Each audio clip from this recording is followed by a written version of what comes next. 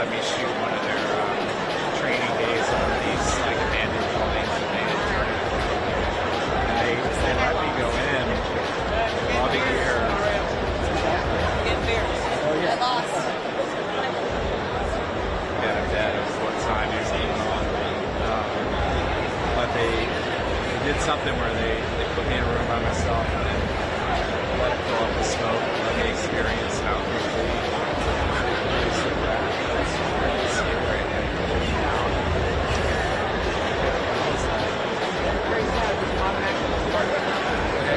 Yeah. And your lungs automatically, you walk outside, your lungs Yeah. Yeah. That's what I just not figured out that your lungs Yeah. Right. Yeah.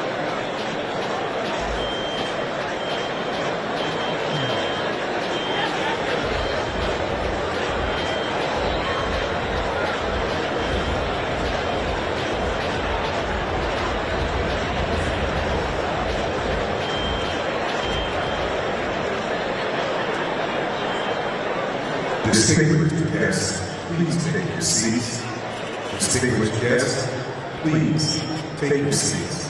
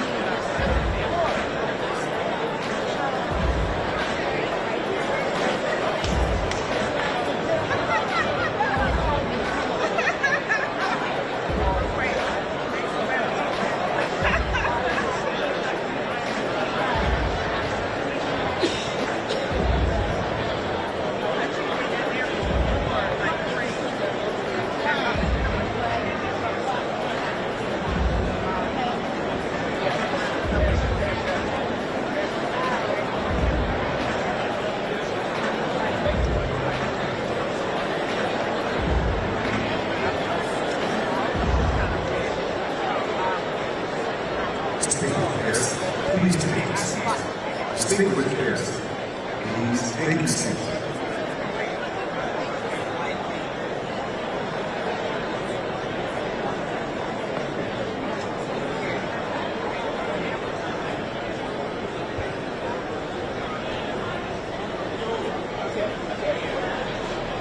Please welcome the Acting Secretary of the Department of Housing and Urban Development, Adrian Todd.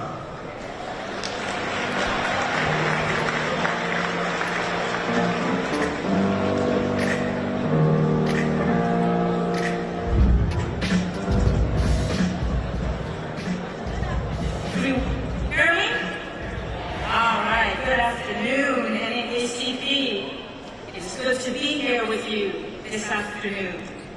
You know, when I was a little girl, I used to love superhero movies. I loved watching Superman, Wonder Woman. They always made everything right at the end. I enjoyed seeing the good guys with the bad guys, right over wrong, light over darkness. But then I grew up and became a grown woman. And I realized that superheroes, real superheroes, don't wear capes and have invisible airplanes. Heroes are the people like NAACP who fought for our rights and access to schools, access to better housing, and access to jobs. That's the work of real heroes. And it's this formidable organization that made it so that a young girl, a young Adrian, who was the first in her immediate family to go to college, to have the opportunity to stand here before you right now. You did.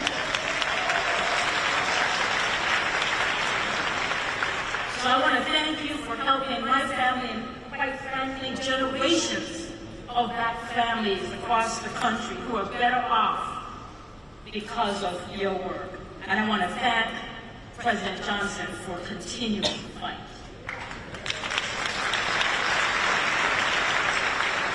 But look, here's what I know. I know you can't do this hero's work alone. I know that doing the right thing is a team sport. And I'm proud to be a member of a team, the Biden-Harris administration, that understands right from wrong and what needs to get done. And at HUD, we are doing our part. In just the past couple years, we've helped 250,000 black families buy a home. We've helped thousands of black families keep their homes when times got hard. We've provided down payment assistance to help folks who may not have family and friends to rely on. In fact, right here in this state, HUD's Housing Counseling Team is serving as founding members for a new initiative with the goal of helping 25,000 black families buy their home. And let's hear it for that. And we're seeing progress. The homeownership gap between white folk and black folk during this administration has been reduced by 13%. We know there's work to do, but we're on the right path. We've provided more support for renters to pay their rent. We sent $50 billion to communities, and we provided more rental vouchers for low-income folks who just need a fair shot. We've given local leaders historic levels of funding to help our homeless brothers and sisters find shelter. And I've seen our homeless numbers go down in different communities across the country, but I know we have work to do.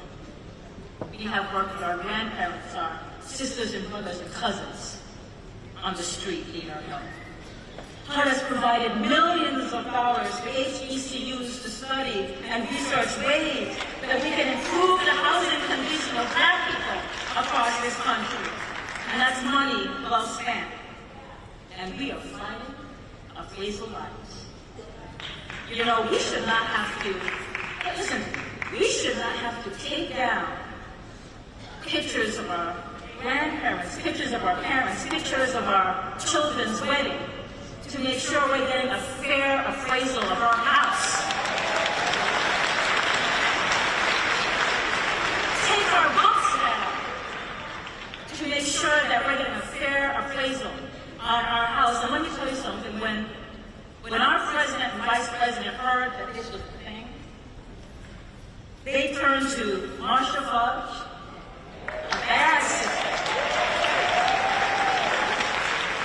a woman I'm proud to have called my boss, and then she retired on me. I know, I still talk to her about that.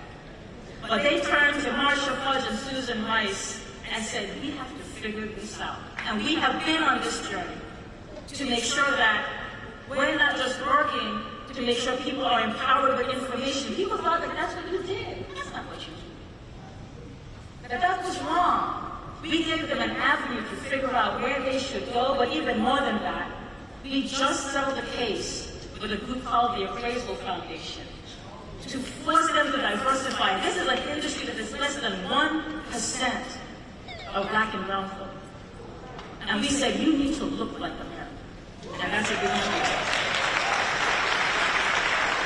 And this is just some of the work we're doing to really be about helping black and brown communities. We're getting housing built so people can live in places they can afford and neighborhoods with good schools. We're working to eliminate lead pains and other hazards from home so our babies don't get sick. So when we talk about our collective legacy, about what drives us to action, what keeps us moving forward, it's not the people who think that this work doesn't matter. It's not the people who tell us that our communities are doomed. It's not the people who don't want us to build more housing for people who don't have a lot of money. It's not the people who think that this extreme heat that I know I'm feeling here, I'm sure you are too, that we're somehow this is in our imagination. What drives me and my colleagues is the generations of Americans. The legacy we're building requires us to ask ourselves, when we look back at this critical moment in history, what will people say of us? What will we be proud of? Look, my colleagues and I know that there is more work to do. And that's why today HUD has awarded $325 million to cities and towns across the country to help restore affordable housing, build new housing, and support small businesses. And that includes $50 million right here in Las Vegas. It's why our president is announcing actions today to help American people with their high rents. And why we're investing to build more affordable housing for us to rent and for us to survive. Folks, HUD remains committed to our communities.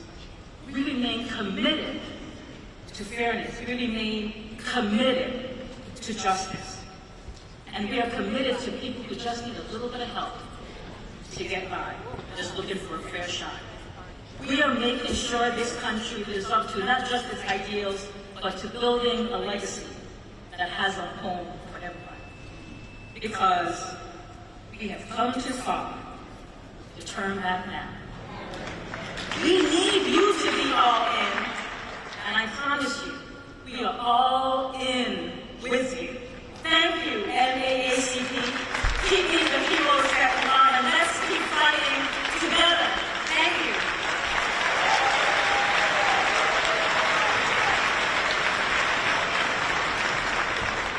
Welcome to the stage next. Please welcome Assistant Attorney General of the Civil Rights Division of the Department of Justice. Here's Kristen Clark.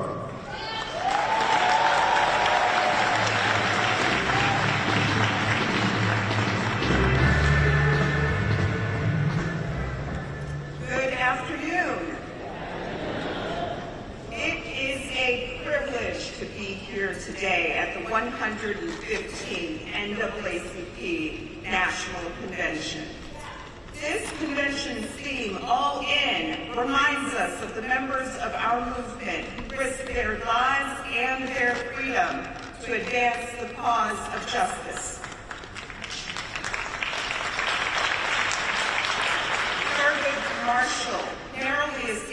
lynching, Dr. King assassinated, John Lewis beaten within an inch of his life, Medgar Evers murdered, countless others killed, beaten, and imprisoned. While I hope that none of us are ever asked to bear such risk, we should remember the sacrifices of those who came before us as we measure what all in means in today's fight for justice and what we must do to honor their legacy. And I want to turn to some of the work that we are doing right now to honor that legacy at the U.S. Department of Justice. The Civil Rights Act of 1964, the Voting Rights Act of 1965, the Fair Housing Act, the Matthew Shepard and James Byrd Hate Crimes Prevention Act, and other federal laws give us an array of tools to fight discrimination and to safeguard our constitutional rights. And we use these tools every day to confront the injustices and inequities that flow from discrimination wherever we find them. One area of our work that remains a critical priority for the Justice Department is ensuring that law enforcement officials carry out their jobs lawfully and without bias. Our fight to ensure constitutional, fair, and non-discriminatory policing remains as urgent as ever. We have prosecuted officers who abuse their power, including those tied to the tragic deaths of George Floyd in Minneapolis, Tyree Nichols in Memphis, and Breonna Taylor in Louisville.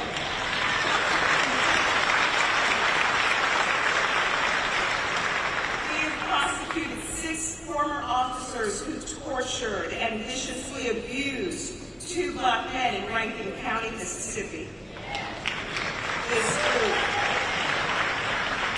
This group called themselves the Goo Squad, and they carried out one of the most heinous acts of brutality that we have seen in this century.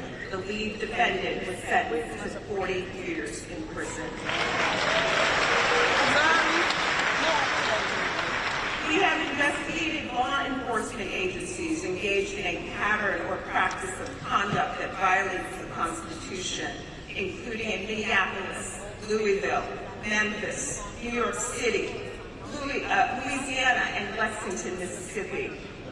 Just last month, we announced our findings that the city of Phoenix and its police department have engaged in a pattern or practice of unlawful conduct, including discrimination against Black, Hispanic, and Native American people when enforcing the law, and using excessive force, including deadly force. Wherever we find violations, we invite leaders, community members, and other stakeholders like the NAACP to work with us to chart a path to reform. Another core mission of the Justice Department is protecting the right to vote. Sadly, we can't ignore voter suppression laws that are spreading like poison ivy across the country. Discriminatory and burdensome restrictions on access to the ballot are undermining the rights of Black voters and voters of color. But that's not stopping us. We have filed suits across the country, including over 30 statements of interest in cases, because we believe that every eligible American should be able to exercise their voice in our democracy. We're also working to confront the unfortunate rise in hate crimes that we're seeing. We have charged more than 120 defendants with hate crimes in over 110 cases since January of 2021. Those numbers include the 3 men who tragically killed Ahmaud Arbery simply because he was Black. Those numbers include the defendant responsible for the heinous murder of 10 Black people at the Top Supermarket in Buffalo, New York, and a defendant responsible for the tragic murder of a Black trans woman named Dime Doe in South Carolina. We do this work because racially motivated, white supremacist, anti-LGBTQI+ xenophobic, Islamophobic, anti-Semitic acts of hatred and violence have no place in our democracy today.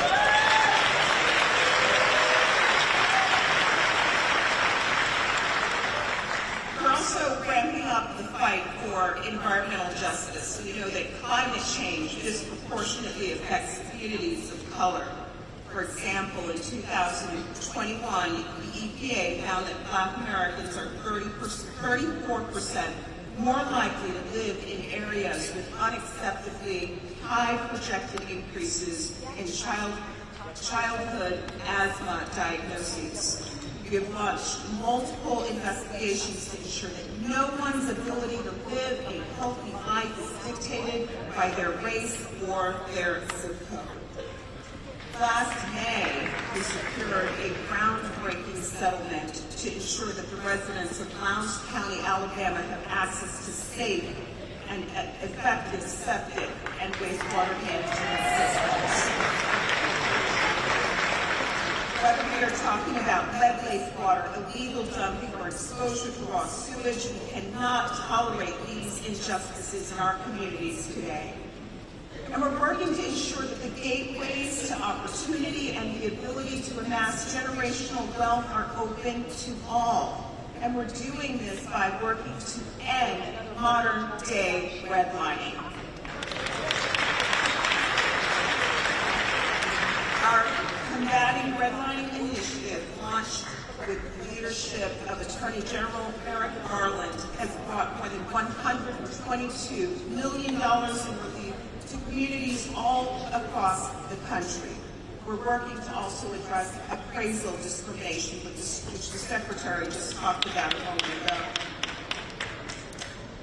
Too many of our jails and prisons woefully mistreat incarcerated people, and we're also striving to end this.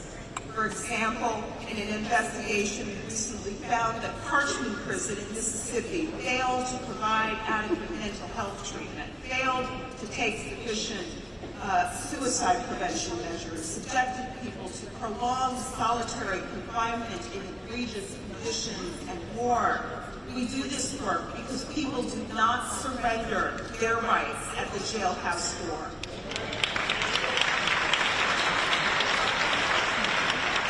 NAACP, this is just a small sample of our work.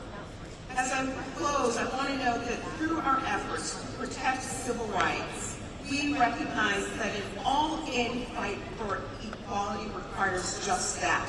All of us. Never has that been truer than it is right now.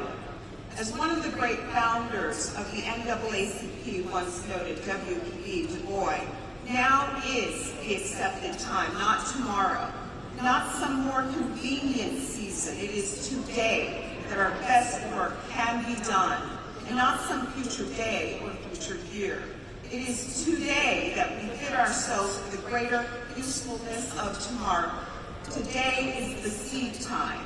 Now are the hours of work, and tomorrow comes the harvest. So NAACP, I promise you that the Justice Department, the People's Justice Department, will continue to stand alongside you and all those who work and fight for equal justice in our country. We will not give up. We will not wait for some more convenient season. We are all in now, and we will remain all in until we can reap the harvest.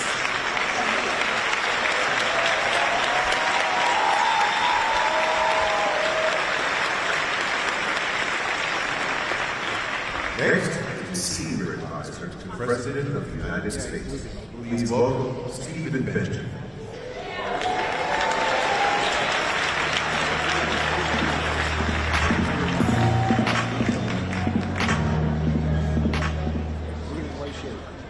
That's some pretty cool walkout music, Congressman. I'm not sure what that was.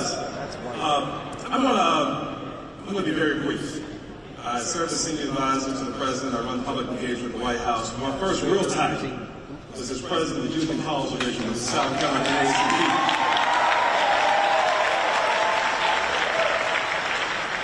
And my parents, my Congressman Jim Powell will tell you that titles don't make leaders. Leaders are servants. When I think about it, and I'm here, honestly, in my capacity, my friend Garrett Johnson, who I met as a youth leader here, asked me to say some things on behalf of the incredible, diverse leadership that our president has assembled across the administration, but certainly at the White House. I think of the president's wisdom. And I think of my grandfather, Sam Benjamin. My grandfather, like many of your parents, was not an educated man. He wasn't a man of letters. He didn't go to college.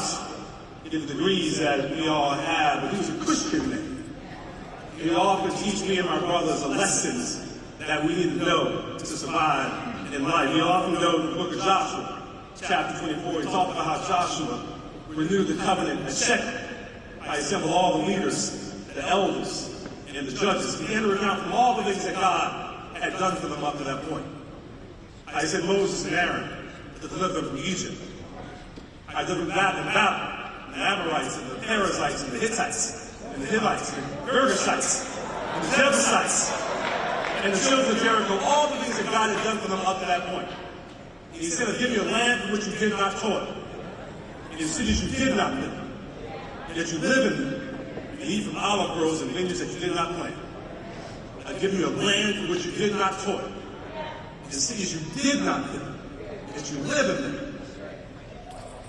That's my daddy's long way of saying that, boy, no matter how smart you think you are, no matter how talented you might think you are, no matter how you may think that life has been served up in a simple platter, you didn't get here on your own. You didn't get here on your own. There's a price that you must pay for the opportunity to give in life. You made sure I knew about the people who marched for me and didn't know me. The people who cried for me had no idea I'd ever exist. The people who kicked down the doors of the University of South Carolina in 1963 had no idea that Maggie Sam's happy little boy was going to go there someday. The people that died for me and didn't even know my name. So I'm here on behalf of all of us at the White House to say thank you, NAACP.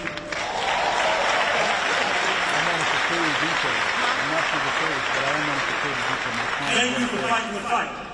Thank you for never stopping fighting the fight on behalf of all of us, paying our debt to the generations behind us and paying our debt forward to the generations yet unborn. Now, before I take my seat, I'm going to ask one more of my colleagues coming out. Kareem? No? Yeah. Kareem does an amazing job. On behalf of the president and dad, flag the flag, tell the story on behalf of the American people. Wherever you are across the globe, if you want to hear what's happening in the United States of America, this is our president, our vice president telling the story. It's Kareem Jean-Pierre. I'm not saying anything today, we're in a different mode, but I just want to make sure you see her up close and personal. Thank you, God bless you.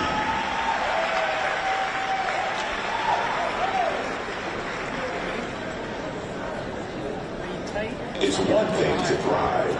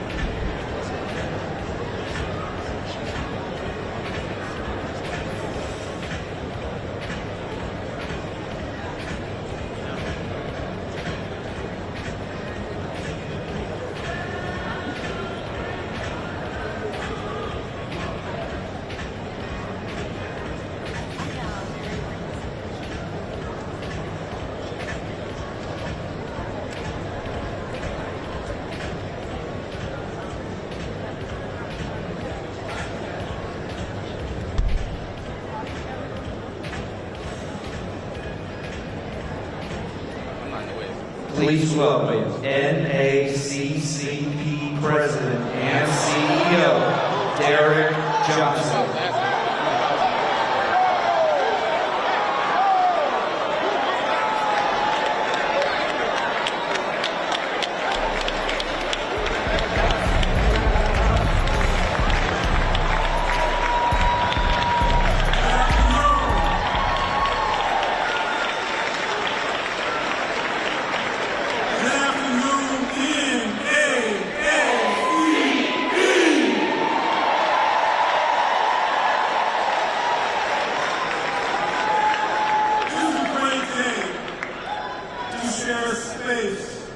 With faces we know and those who we hope to know better. To our members, this convention is for you. From Arkansas to Alaska, the NAACP runs on people power. Because Black Americans know that our community is what carries us forward. To our friends at the National Bar Association, thank you for your decades of partnership and advocacy on behalf of the Black community in courthouses throughout the country.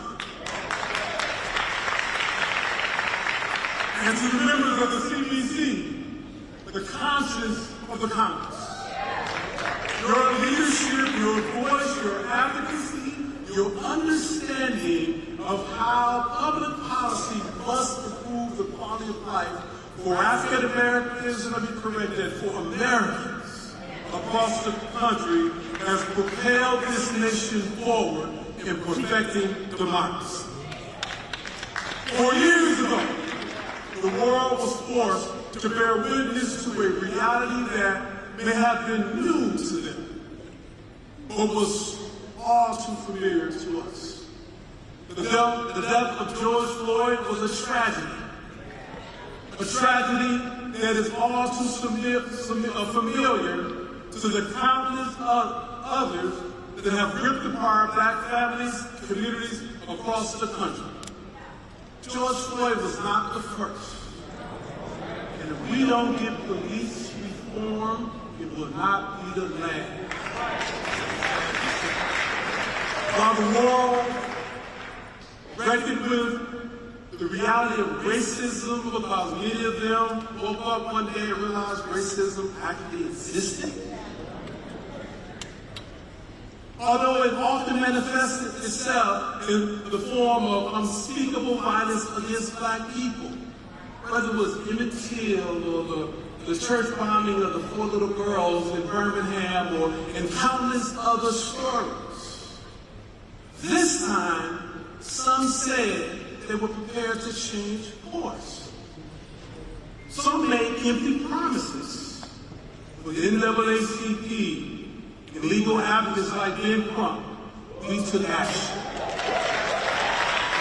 In 2020, our community worked together to empower one another, reminding each other that we have the ability to determine our destiny. But the Black vote made a difference in 2020.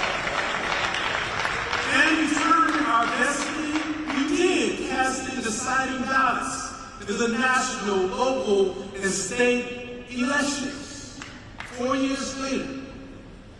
And there is much that has been accomplished by and for our community. But the history of this nation has taught us that not everyone shares the same investment in a progressive vision. For some, the notion of progress is seen as a threat to the imbalance of power that has allowed them to prosper, while others are left in hurt. The rejection of collective advancement and achievement has created division, pitting community against community, breeding extremist ideologies that leaves no room for compromise or conversation. After the abolishment of slavery, it was Jim Crow. After the Civil Rights Act, it was the war on drugs. After the election of the first Black president, it was Make America Great Again. And now, after the racial reckoning that a black man lost his life, that all of us seen on social media platforms, on cable news, on broadcast news, the response is Project 2025. Over the past 4 years, we've worked to make education more equitable and accessible while widening the opportunity to increase economic output through organizing, advancing, and working with the current administration to cancel over $160 billion in student debt. Teachers for the first time qualify for home ownership or increasing the quality of housing stock that they are able to get for their families. However, Project 2025 not only seeks to revert that progress, but to dismantle the Department of Education that provides a pathway to opportunity for all Americans. But the plan to solve on education does not stop there. Project 2025 seeks to return back the rights to states. For those of us who live in the South, we know when the dog whistle of state rights, what it truly means. And they're seeking through this states' rights approach to gut Title I, which would lead to the divestment of our public schools, hitting our community hardest. What would this nation be without a public education system for all children providing quality education? And to those who have yet to see book bans in their states, Project 2025 plans to enact those bans nationwide. This is not a fictional concept. This is a 900-page manifesto that seeks to undermine progress, promote violence, and inflict harm on our community. But they must know that in NAACP, we will be here for that fight. This election is not about candidate A versus candidate B or political party A or political party B. We are nonpartisan, but we are political as hell. And we know that this is a fight we must take on. So when people try to give you these false narratives or distract you, let's stay focused not on the people, but the policy priorities they represent, and vote for those who are aligning themselves with what's in the best interest of our community. And I can assure you, if you do that, it's in the best interest of America. The black community has saved democracy many times before, and we're being called on to save democracy once again. They must know that we are all in on making college more affordable for all. They should know that we are all in on fighting for a reality where black history is recognized because it is American history. I guess they don't know the history of the NAACP. After being in this fight for 115 years, we will not turn back. We will continue the fight, and we will win this battle. We are battle tested, and we're not backing down. They need to know that we're all in.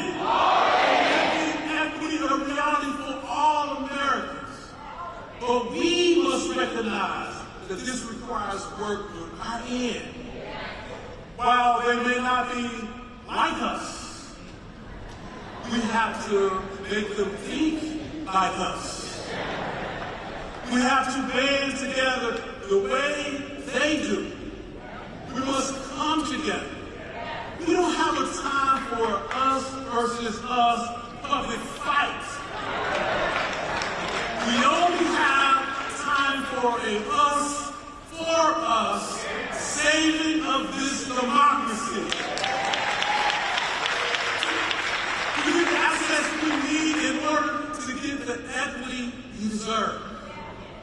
Equal protection of the law isn't a concept, it's a guarantee that we must keep intact in our Constitution.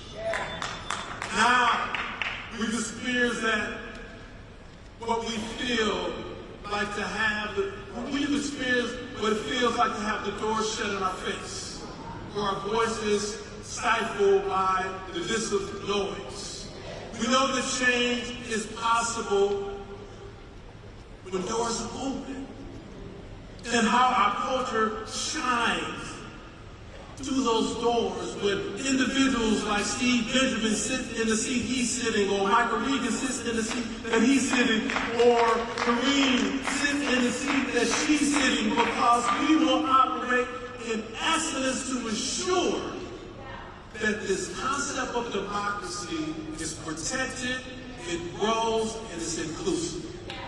We're not asking for perfection. We're asking for platforms that empower, not imprison. We're asking for leaders who don't shut the door on our face or drown out our rallying cries. And while there is a lot of work to be done, I am proud to welcome a leader who doesn't shut the door in our face, but turns up the volume when speaking. A leader who may not always get it right, but is all in on getting it done. And with that being said, I am honored to welcome the 46th President of the United States of America, Joseph R. Biden.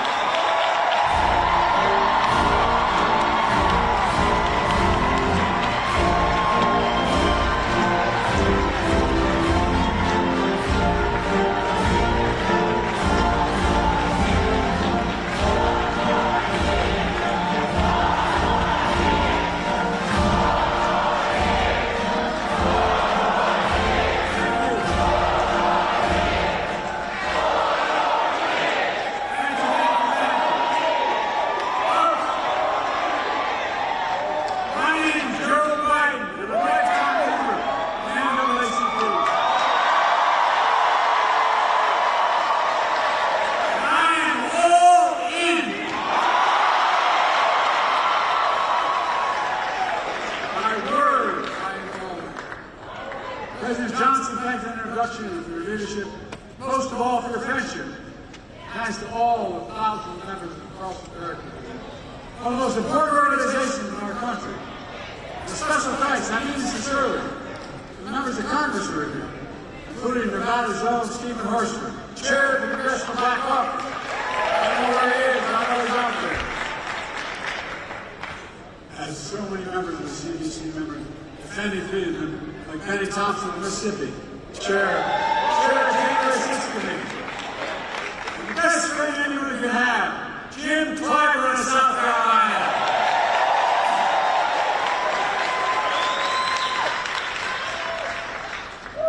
In case you didn't notice, Jim turned around. Look, in June of 1947, Harry Truman became the first president to speak at this convention. And he was remembered for a lot of things. To help the NAACP, he desegregated the military. He laid the groundwork for the civil rights agenda. He built upon President Kennedy by that. President Johnson signed the Civil Rights Act of '64, 60 years ago. Harry Truman was president. He was often counted out. He was also known for something else. The story goes, Truman said, "You want a friend in Washington? Get a dog." Guess what? After the last couple weeks, I know what he means. But that's why it's so good to have real friends. I'm not being solicitous. I have real friends. So many of you had my back, but I think I've had yours as well.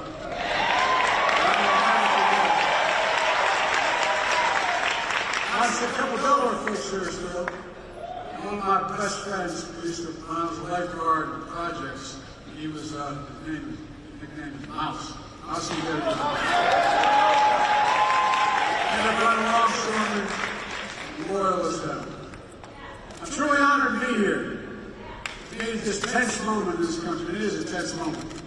Just a few days after the assassination attempt on Donald Trump, we're grateful he was not seriously injured. We continue to pray for him and his family. It's time for an important conversation in this country. Our politics has gotten too heated. I said the Oval Office last Sunday night, as they made clear throughout my presidency, we all have a responsibility to lower the temperature and condemn violence in any form. You gotta remember, America went out of enemies, we're friends, we're neighbors, we're fellow Americans. Most importantly, let's fully and firmly reject not only physical violence, but violence of any kind. Period. No exception. I have to say with one voice, violence is not the answer. That's what we should rally around as a nation. That's the unity I'm talking about. Two organizations know that better than the NAACP. For the race riots in Springfield, Illinois in 1908, the NAACP was formed. That's what started. You know the pain, the price of violence. To understand, you're going to talk about standing against violence, you must stand against all violence. You must stand against violence perpetrated against presidential candidates in Pennsylvania. You must stand against all violence. Violence perpetrated against George Floyd in Minnesota. Against black veterans like police officers, Eugene Goodman, January 6th. Black election workers like Ruby Freeman, Shane Moss in Atlanta. That's standing against the violence and intimidation, white supremacy, the murder, innocent lives in a grocery store in Buffalo, New York when I went up there. Mother Emanuel Church in Charleston, South Carolina. Standing against the violence and murder of children in Sandy Hook and Uvalde. Concert goers in Las Vegas. Innocents on the street all across America that never make the news. There's Uvalde every day in the communities across the country. Go to the outspoken on one, don't be silent on others.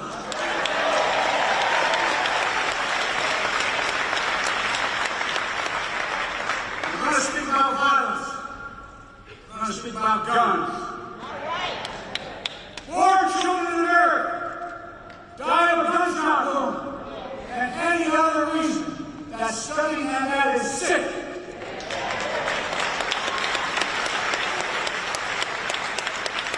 Sheer cowardice if we do nothing about it. So, we want to stand against violence in America and join me in getting these weapons of war off the streets of America.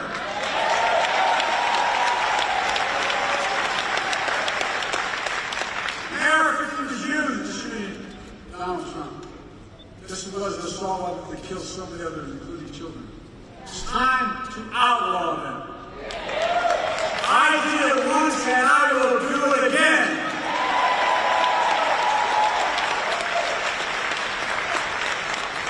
Now, just because we must lower the temperature in our politics and rage of violence, it doesn't mean we should stop telling the truth.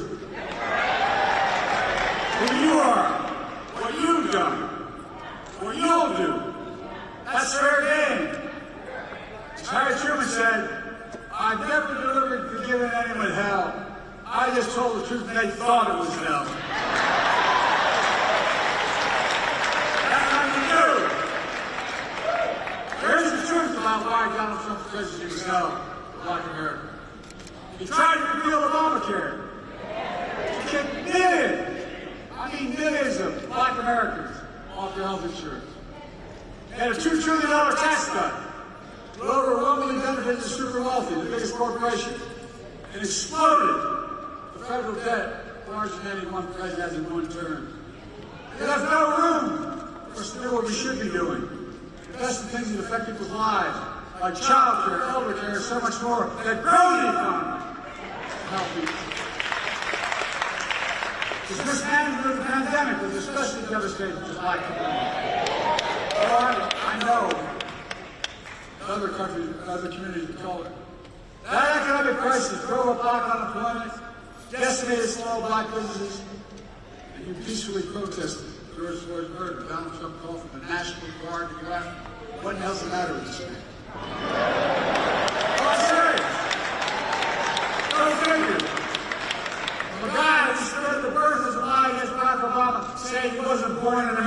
and he wasn't a U.S. citizen. Of course, here's what he thinks of black jobs. I love this phrase, black jobs. It tells a lot about the man and about his character. Folks, I know what a black job is. It's the Vice President of the United States.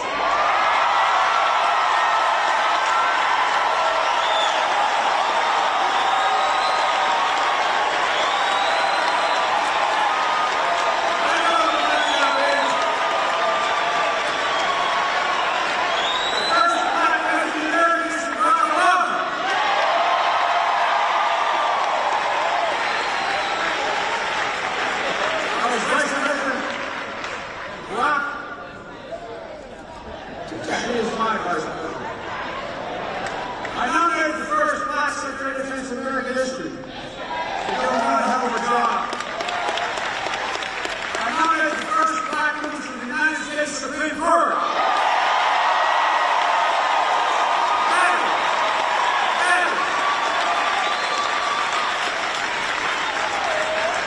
I promised myself, and I promised America, my administration would look like America. I'm proud to be the most diverse administration in all of history, that's captured the full talents of the nation. That's who we are. These guys don't get it. That's why we're so successful. I'm serious. That's what makes us the greatest nation on earth. It's not hyperbole.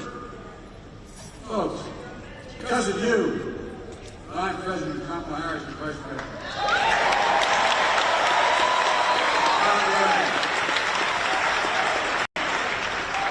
We nominate a great Vice President. She could be President of the United States.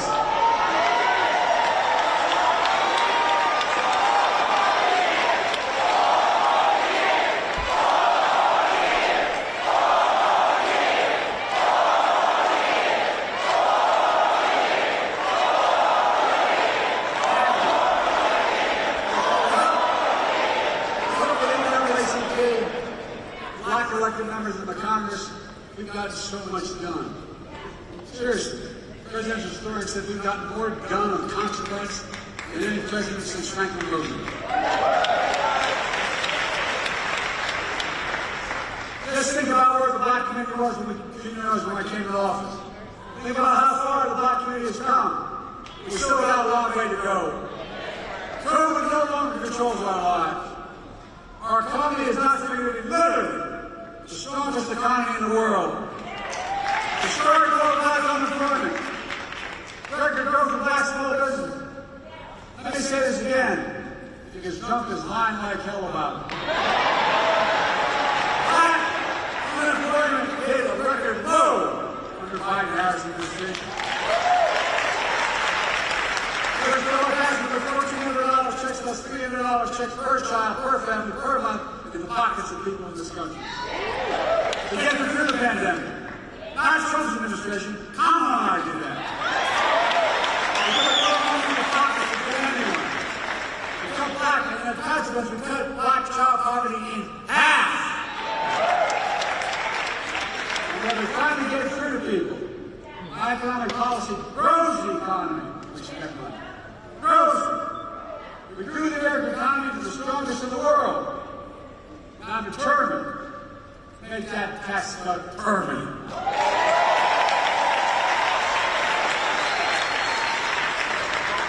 No child should ever go hungry in America. By the way, all the data shows that we can't let them tell us we drive up deficits. They drive up deficits. When you have child care, guess what? Mom or dad can work. The child can be saved. We're connecting black neighborhoods. We're cut off from old highways and disinvestment decades ago. My city, Wilmington, Delaware, I-95 runs up through what used to be the black community, divided, 6 lanes wide. We're going to make sure that the state's on it. We're going to be able to pave over at the top of that and still have the highway. Connecting neighborhoods. We're removing, which is costly, every poisonous lead pipe in the house in America so every child could drink clean water. Without fear of brain damage. We're delivering high-speed and affordable broadband. No child have to sit out in the parking lot with their moms in front of McDonald's so they get online and do their homework. And because of you, not only protecting Obamacare, you allowed me to increase it, making health care more affordable, and by the way, more than it's ever been, millions of African Americans have now had health care because of it. We're putting home ownership within reach. How do you generate generational wealth, no matter what community you're from? I know how we did everything got stuck in Scranton, we know jobs. Moved to Delaware, Dad worked like hell to get down payment to buy a small house. That's how you build equity. As small as a 3-bedroom split-level home with 4 kids and grandpa lived with us, but it was a home, and he was able to build some equity. Look, we're making the most significant investment in climate ever in all of history.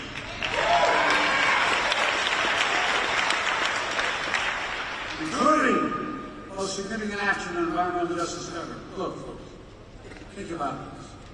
My state of Delaware, not many don't know my state. My state of Delaware has a Delaware River runs up along back. But at the top of the state, there's a half moon, and it comes up along more oil refineries on the other side of that half moon in markets like there than anywhere in the country, including Houston. And guess what? Wind blows southeast. We had the highest cancer rate for the longest time. Do you know who's affected? Fence line communities. You know the fence line communities are black communities. I promise, as we make this legislation work, we're going to take care of those communities first. I mean it. Same thing in Louisiana, same thing in other places. Look, we received student debt for more than $4 billion. Significant black card. I don't know how many have called me and say, Mr. President, I've got the phone numbers, I've called them back. Mr. President, thank you. Couldn't get married. That was so large. Couldn't have children. No, I'm serious, you know it. Couldn't buy a home. But what you did, you freed me of my debt, and you gave me $10,000 for a down payment on a home.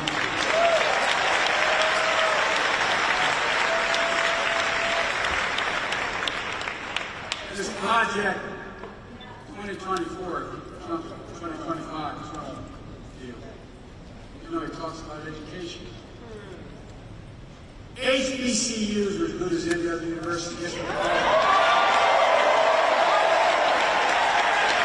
I'm serious. Not a joke. Kamala and I have a constant fight. She says Howard's the best. I say Delaware State's the best. My point is this. They don't have the endowment. What are the jobs of the future? The high-tech jobs of the future. You're going to pay a lot of money. They don't have the money for the laboratories. They don't have the money for all that material. So that's why I've invested a stretch record $16 billion in HBCUs.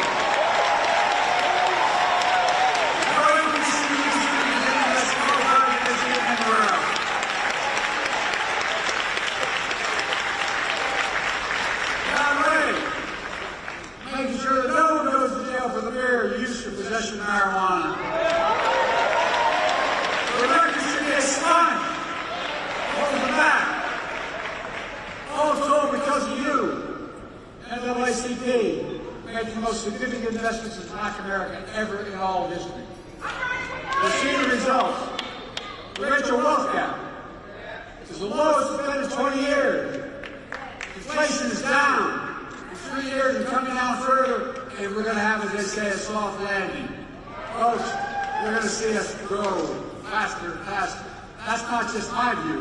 It's the view of 16 Nobel Prize-winning economists. We put out a statement looking at my economic plan and Trump's. Is that my plan will continue to lower inflation, continue to grow the economy. Prices are falling. Cars, appliances, groceries. We're going to keep corporate greed at bay. But here's the thing, what I said about Trump. They said, his policies will cause a recession. Oh, these are not Democratic outfit. 16 Nobel laureates. Look, I come from the corporate state of the world, Delaware. I know how they work. The more corporations incorporated in my state than any state in America, all combined. But guess what? You have to deal with corporate greed now. Oh, it is. Corporate profits are double since the pandemic. And they keep bringing prices down. We have to bring prices down too. Look, folks, the idea corporate-owned housing is able to raise your rent $300-400 a month. But I'm about to announce you can't raise it more than $55.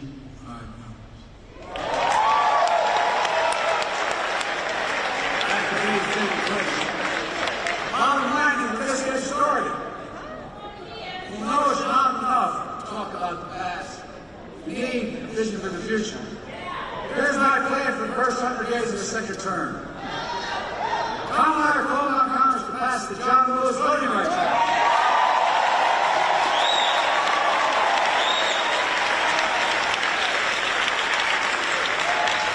I did all I was constantly able to do with executive authority, but we need the act. And we need to pass the Freedom to Vote Act. I'll sign the vote into law immediately. And guess what? Come hell or high water, we're going to restore Roe v. Wade as the law of the land.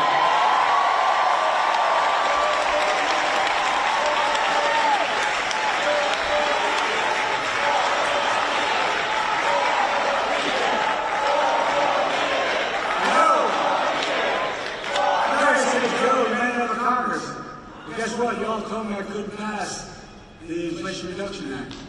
Y'all told me I couldn't basically, anyway. Yeah. Your help. Republicans blocked police reform in Congress. So I signed a historic executive order on police reform. And I'm going to come back and sign George Floyd Police Enactment the law. I'm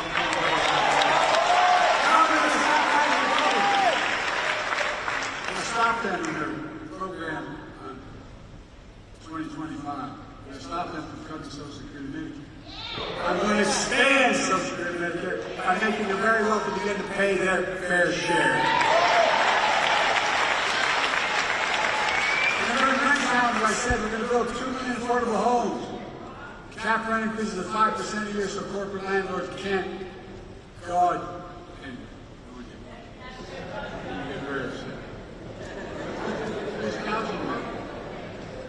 And we're going to keep relieving student debt. And medical debt.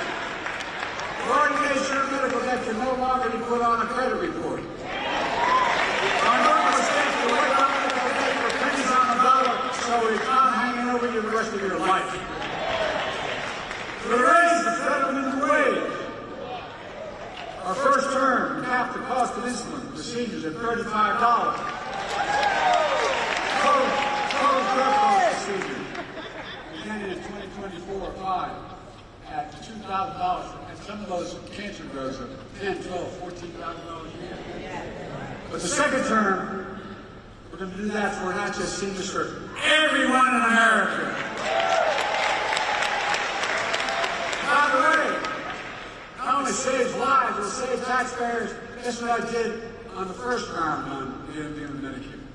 Save the taxpayer $160 billion. Because they don't have to pay for the exorbitant prices. Anyway. This year, Medicare is negotiating lower prices for some of the costliest drugs in the market. That threats everything. That treats everything from heart disease to arthritis. In the next term, I want to go further. Give Medicare the power to negotiate lower prices for 50 drugs a year, not 10. That not only will save lives, it's estimated to save the taxpayer another $200 billion. This is saving taxpayer money. By the way, if you notice, all the stuff they said big spending Biden, we have lowered the deficit nowadays. We've increased economic growth. Folks, here's what else I'm determined to do. determined to end Trump's tax cuts for the very wealthy big corporation. Make the tax code fair, ease the burden on working people. I kept my commitment. No one making less than $400,000 I never saw in my life until I got elected president. They pay a penny more in federal taxes. But here's the deal. We have in America, since the pandemic, 1,000 millionaires. 1,000. How much in federal tax they pay? 8.2%. That's the federal tax, 8.2%. We're going to make billionaires pay now 25%. No billionaires should pay a lower tax rate than a teacher, a firefighter, a nurse, a janitor. That's simply ridiculous. And when we do that, that alone will generate $500 billion in revenue over the next 10 years. Allowing us to lower costs for families and save the government money. We can do more on elder care, child care, bring down the federal deficit, so much more. It's not rocket science, folks. But they've convinced us that any spending the money is costly. It's saving money. Like God's truth is saving money. It's vitally important. Now, the next president of the United States could appoint 2 or more justices to the Supreme Court. Just imagine. I know this case. Folks, my vision of the future will continue to be all about working people in this nation. All that, my whole career, go back and look at it. I'm not been perfect by any stretch of imagination. But a simple proposition, Chairman Ackroyd. Neighborhood. Everybody deserves a shot. Just a shot. No guarantee. Give hate no safe harbor. Leave no one behind. That's a stark contrast to my predecessor, mega officials. They'll do everything, undo everything the NAACP stands for. But now they're trying to deny it. They're lying about their Project 2025. They want to deny your freedom, freedom to vote, have your vote counted. They impose a nationwide ban on worship. New Vice President, you're any doubt, man. Just take a look at what he's been saying. They want to prosecute political enemies. They want to cut Social Security and Medicare. Rip away protection for millions of pre-existing conditions, over 400 million people. Stop Medicare from negotiating lower prescription drug prices. Risking people's lives, costing the government more money. They eliminate the Department of Education. Oh, you ought to read it. Saying it's a state issue.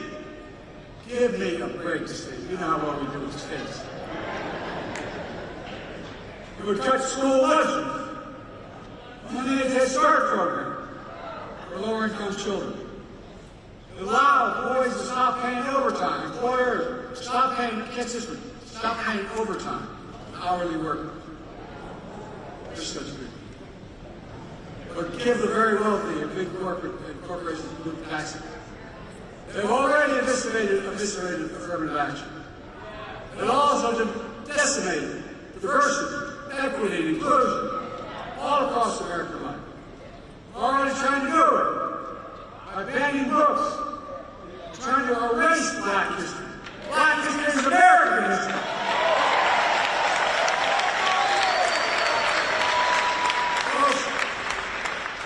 You cannot let that happen. That's why it's so important to me, to make Juneteenth a federal holiday. Can't erase it. People are going to know what happened. That's why I made federal lynching a federal hate crime in Emmett Till's memory, and that's what he brings to mind. And what they're trying to do, as well as establish national monuments for Mamie and Emmett Till. So much more. So there's no doubt about what's happening. Look, folks, as I said before, we know Black history is American history. It's as simple as that. Let me close with this. Mom tells us, I've been young and now I'm old. We are not seeing the righteous forsaken. Not seeing the righteous forsaken. And I will not see the righteous forsaken. Hopefully, today, I've demonstrated a little bit of wisdom. Here's what I do know. I know how to tell the truth. I know right from wrong. I know how to do this job. I know the good Lord hasn't brought us this far to leave us now. There's more work to do. This is only the beginning. The work we've been doing through hundreds of thousands of volunteers, through millions of people to make their voices heard. A well-determined American future for decades to come. Folks, that's important. We must all be defenders for freedom, justice, equality, and the bedrock of democracy. There's been no more important voice in that truth than the voices of the black community. When Americans say, "Oh, we're up," what we say we believe. You don't give up hope, nor do I. We've always loved this country. Anyone that has not loved us back. We worked hard as hell. Just think about it. Our children, your children, your grandchildren. Ask yourself, what America do you want to leave you? My answer is America of hope, fairness, opportunity, possibility. Look, I spent more time with Xi Jinping of China than any other world leader. I was with him in China on the steps of the mountain. He looked at me and he said, "Can you define America?" I said, "God's truth." I said, "Recorded." I said, "Yes, in one word, America.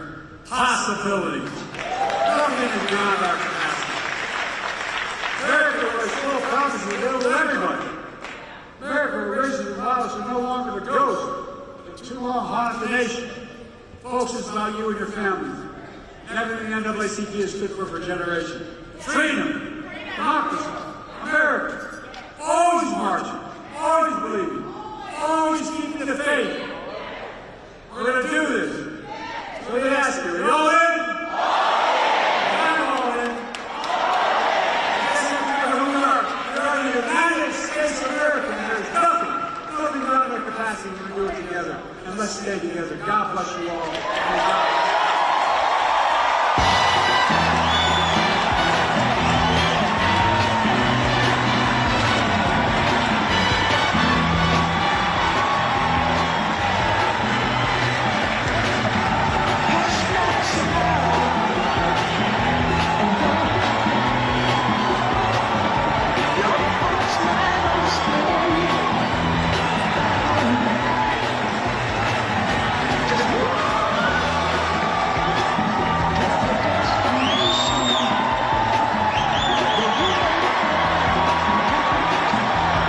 Attention all attendees. Attention all. Please remain with this announcement. First, members of the resolution. Please exit to the Mandalay Ballroom now. We welcome you to the 150th NAACP Convention. Next, we will proceed to Mandalay Bay Ballroom. The resolution session will be held.